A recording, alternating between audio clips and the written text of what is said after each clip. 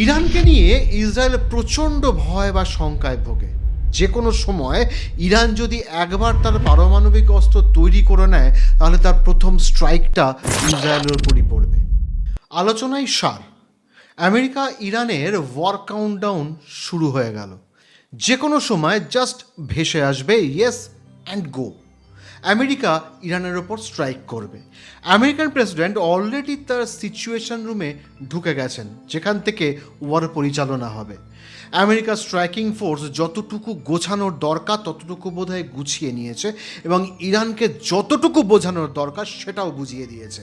কিন্তু ইরান কিছুতেই তার পারমাণবিক বোমা বানানোর প্রজেক্ট থেকে সরে আসবে না। জেনেভা সম্মেলন আপনারা মোটামুটি ধরে রাখতে পারেন এটা ব্যর্থ হয়ে গেছে। অ্যাকচুয়ালি আমার মনে হয় এই যুদ্ধটা বোধহয় হওয়ারই ছিল। তার অন্যতম কারণ Israel. That the Iranians are not yet willing to actually acknowledge and work through. So we're going to keep on working it. But of course, the president reserves the ability to say when he thinks that diplomacy has reached its natural end. ইরানকে নিয়ে Israel প্রচণ্ড ভয় বা শঙ্কায় ভোগে। যে কোনো সময় ইরান যদি একবার তার পারমাণবিক অস্ত্র তৈরি করে নেয়, তাহলে তার প্রথম স্ট্রাইকটা ইসরায়েলের উপরই পড়বে। আর যেসব মিসাইল ইরান বানিয়ে ফেলেছে, তাতে সেই মিসাইলে করে পারমাণবিক বোমা ক্যারি করে ইসরায়েলে ফেলতে খুব একটা কষ্ট হবে না। আর তার এক্সাম্পল আমরা গত বছর দেখে নিয়েছি। যুদ্ধটি তখনই হতো না যদি ইরান, আমেরিকা ও ইসরায়েলের সমস্ত শর্ত মেনে নিত। কিন্তু ইরান সহজে হার মানবে না। তারা তাদের কাজ চালিয়ে যাচ্ছে।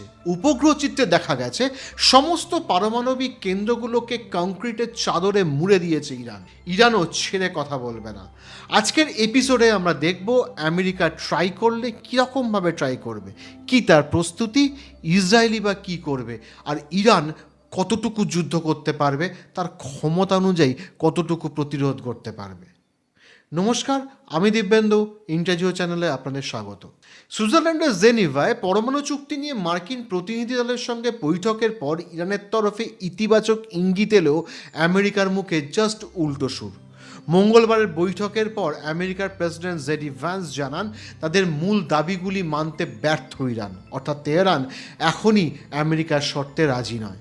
ইরান জানিয়েছিল তারা আমেরিকার সঙ্গে চুক্তি নিয়ে সমঝোতা করতে রাজি, কিন্তু একটি শর্তে। তার মতে আমেরিকা যদি ইরানের ওপর চাপানো নিষেধাজ্ঞা প্রত্যাহার করে নেয়, তবে এ বিষয়ে চিন্তাভাবনা চলতেই পারে। যদিও আমেরিকা যে নিষেধাজ্ঞা তোলার ব্যাপারে নরম হবে না তা বুঝিয়ে দিয়েছিলেন স্বয়ং ডোনাল্ড ট্রাম্প। জেনিভার বৈঠকের আগে ইরানকে হুঁশিয়ারি দিয়ে বলেছিলেন তেহরান কোনো চুক্তিতে পৌঁছতে ব্যর্থ হলে তার পরিণাম কিন্তু ভয়ঙ্কর হবে। সেই হুঁশিয়ারি ভালোভাবে নেয়নি ইরান প্রশাসন। খামেনেইও একই সুরে আমেরিকার বিরুদ্ধে হুঙ্কার দেন। একদিকে আলোচনা, অন্যদিকে সামরিক অভিযানের হুঁশিয়ারি।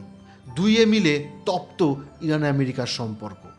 ইরানের বিদেশ মন্ত্রক থেকে বলা হয়েছিল যদি আমেরিকার সঙ্গে আমাদের কোনো সমঝোতা হয়ও তা টিকিয়ে রাখার জন্য আমেরিকাকেও সমানভাবে আমাদের লাভটাও দেখতে হবে।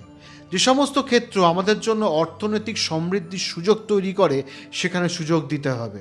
এরপরই তিনি জানিয়ে দেন জ্বালানি, খনি সহ বিভিন্ন বিষয়ে সমঝোতার আলোচনায় উঠে আসবে। তাদের কথায় খনিজ তেল এবং গ্যাসের ক্ষেত্রে দুই দেশের সাধারণ স্বার্থ, যৌথ ক্ষেত্রগুলির পাশাপাশি খনিতে বিনিয়োগ, এমনকি বিমান কেনা বেচার বিষয়গুলিও সমঝোতার আলোচনায় নিয়ে আসতে হবে।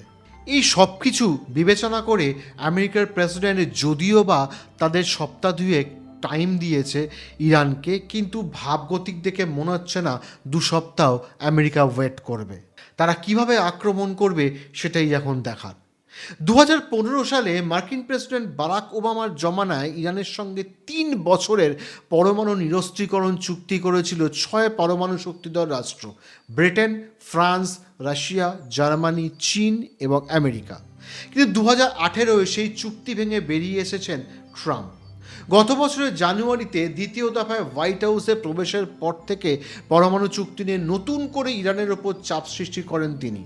এও বারবার বলেছেন ইরানকে কখনো পরমাণু অস্ত্র নির্মাণ করতে দেওয়া হবে না, যে কোনো মূল্যে তা আটকাতে প্রস্তুত আমেরিকা।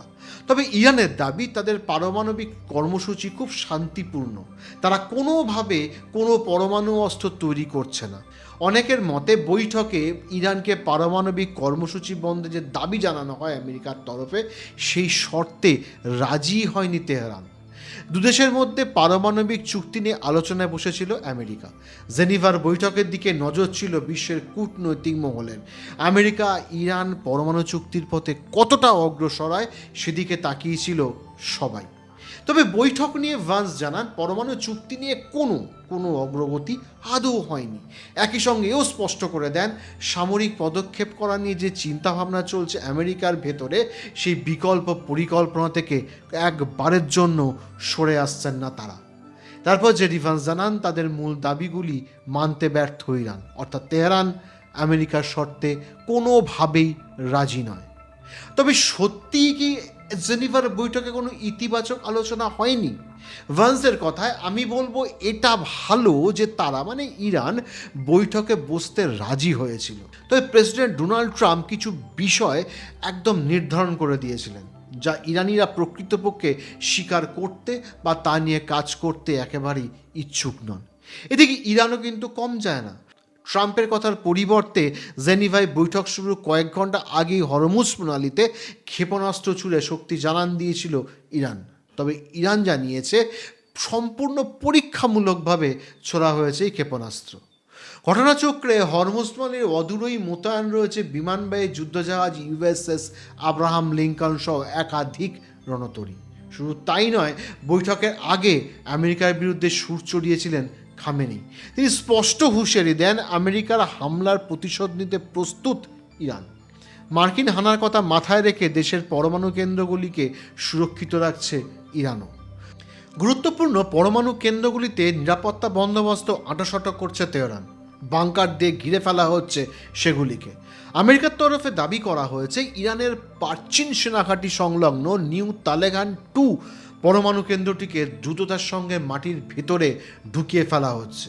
ফেব্রুয়ারির দ্বিতীয় সপ্তাহে উপগ্রহ চিত্র দেখিয়ে মার্কিন সংস্থার দাবি ইরানের আরও 2 পরমাণু কেন্দ্র নাতাঞ্জ এবং ইস্ফাহানে ঢোকার সুড়ঙ্গ পথকে পাথর এবং কংক্রিট দিয়ে বুঝিয়ে ফেলা হচ্ছে।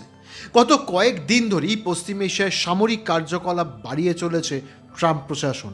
ওই অঞ্চলে 50-এর বেশি যুদ্ধবিমান মোতায়েন করেছে মার্কিন সামরিক বাহিনী। গত 24 ঘন্টার মধ্যে পশ্চিম এশিয়ায় ইরানের কাছাকাছি আমেরিকার যুদ্ধবিমানের আনাগোনা বেশ কয়েক গুণ বেড়ে গেছে।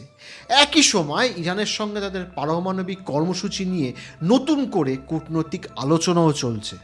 যদি যুদ্ধটা না হয়, যদি যুদ্ধটা বন্ধ করা যায়।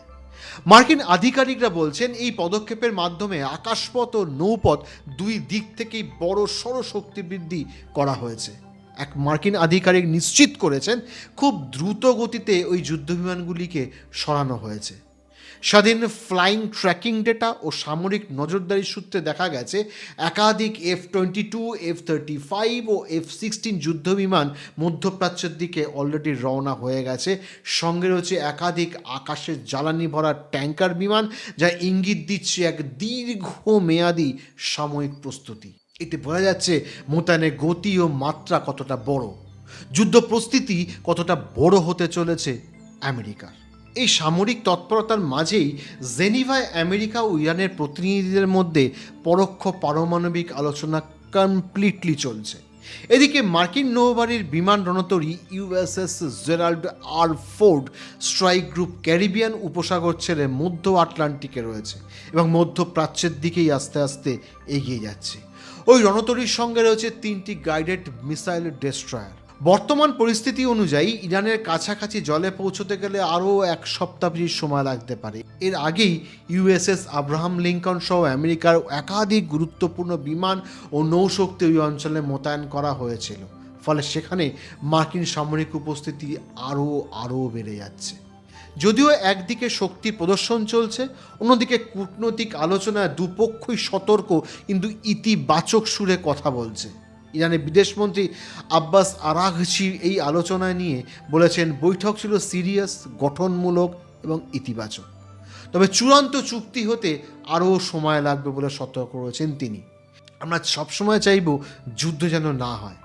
এই আলোচনায় মধ্যস্থতার ভূমিকা নিয়েছিলেন ওমানের বিদেশমন্ত্রী বদর আল বুসাইদি। তিনি বলেন, আলোচনায় যৌথ লক্ষ্য ও প্রযুক্তিগত বিষয়গুলি চিহ্নিত করার ক্ষেত্রে ভালো অগ্রগতি হয়েছে। আমরা আশা করব আমেরিকা ও ইরান ঠিক নিজেদের মধ্যে একটা শান্তির পথ খুঁজে নেবে। যুদ্ধ হলে যে শুধু যে আর্মির ক্ষতি তেমন নয়, পুরো দেশটাই অন্ধকারে ডুবে যায়। সাধারণ মানুষের দুর্গতির শেষ থাকে না। আমরা বিভিন্ন দেশ যেমন আফগানিস্তান, ইরাক, কুয়েত, এই দেশগুলোর সঙ্গে খুব ভালো দেখেছি। আমরা চাই যুদ্ধ যেন না হোক। যুদ্ধ কখনোই আমাদের সাধারণ জীবনে কাম্য নয়। আমরা চাইব সবসময় শান্তির পথে যেন সব কিছু অগ্রগতি হয়। সবাই ভালো থাকবেন, সুস্থ থাকবেন। জয় হিন্দ, জয় ভারত।